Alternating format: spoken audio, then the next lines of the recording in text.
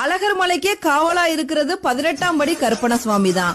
அவரோட உத்தரவு இல்லாம எதுவும் உள்ள போகவும் முடியாது, வெளியே வரவும் முடியாது. அநியாயம் செய்யறவங்கள கருப்பர் தண்டிக்காம விடமாட்டாரு. அப்படிங்கறனால இந்த பகுதி மக்களுக்கு 18ஆம் படி கருப்பணசுவாமி மேல பயமும் பக்தியும் அதிகமாவே இருக்கு. தினமும் நூபுர கங்கையிலிருந்து அழகருக்கு அபிஷேகம் பண்றதுக்காக தீர்த்தம் எடுத்துட்டு வருவாங்க. அத 18ஆம் படி கருப்பணசுவாமியோட சந்நிதியில வச்சு இந்த தீர்த்தம் தூய்மையாக கொண்டு வரப்பட்டது அப்படின்னு பிரமாணம் பண்ணிட்டு தான் கோவிலுக்குள்ளேயே எடுத்துட்டு போவாங்க. அரங்கன் சொத்து அழகர் அங்க வடிவுக்கும் காணாது அப்படிங்கிற பழமொழி இருக்கு. அந்த அளவுக்கு அதிகமான நகைகள் அழகருக்கு இருக்கு.